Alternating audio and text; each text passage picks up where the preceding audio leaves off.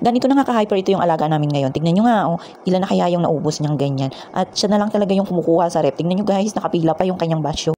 Kung sa bagay, mas okay na rin yan. Huminto na rin nga pala yan siya sa pagdede ng gatas. At yan na lang, sa pagkain na lang nga siya bumabawi.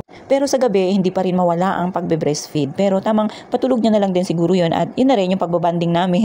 Ang banding naming mag-ina, yung tamang gabi na lang din nga pong maghapon, nasa trabaho. Kaya yun na lang talaga yung time na magkasama kami. Pagka wala yan siyang cellphone, nafo-focus yung kanyang atensyon sa paglalaro. Kagaya nito, buti na nga lang, kahit pa paano may TV. Gawa ng yung isang TV kasi na nasa kwarto. Yung paborito niyang panuura ng comfort zone niya is kwarto. Kaya lang yung TV namin doon is nasira. Kaya nandito yun siya sa labas. Pero ito naman, umatake naman yung kanyang kakulitan. Pagka ganitong walang cellphone, nakikita niya yung mga naligpit na ni nanay na mga laruan, yung mga bagay-bagay dyan na pwede niyang abutin, talagang nilalaglag niya, hinuhulog niya sa sahig. Ang gusto niya, laging nakakalat. Kaya itong si nanay, ayaw naman din ng kalat, kaya mayat mayari ng kanyang ligpit. Pero minsan nakakapagreklamo na rin si nanay na masakit ng araw yung kanyang balakang kakadampot. Sabi ko nga kay nanay, ihayaan niya na lang muna. Sa umaga, talagang ganyan sa araw at mapapagod din yan. At kung sakali na matulog sa kanya na iligpit. Kasi kung mayat maya na ililigpit niya, mayat mayari na nakikita ng bulinggit na maayos, kaya yun, lagi niyang ikakalat at ikakalat pa rin yun guys. At ito nga si nanay, nagpaplano pala na umalis.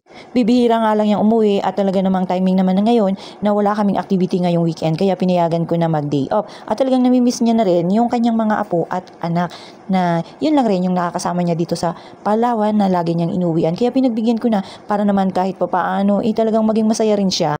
Una niya nga palang pinuntahan, ito yung kanyang anak na nandito na nagtitinda. Kaya sinamahan niya na rin habang nandito sila, itamang video-video rito si nanay. Nag-aantay rin siya sa kanyang anak na nagtitinda. Tamang yan, tindera mo na siya ngayong araw. Di ba ito kay Adoy ito? Pagkin niya? Yan, di ba ito kay Adoy ito? Ha? Ewan, Adoy ito, malistakan niya yan. Geng, upuan yun sa batay.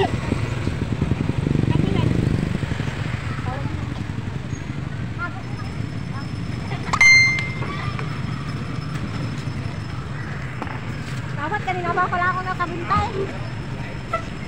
Mapunta pa yun sa'yo kung nandyan lang. Ano pa dito, pareha lang.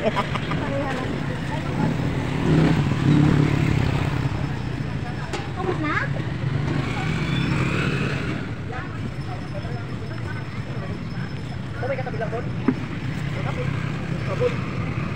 Scammer si Manang. Scammer. Ikaw nagsasakin. Scammer.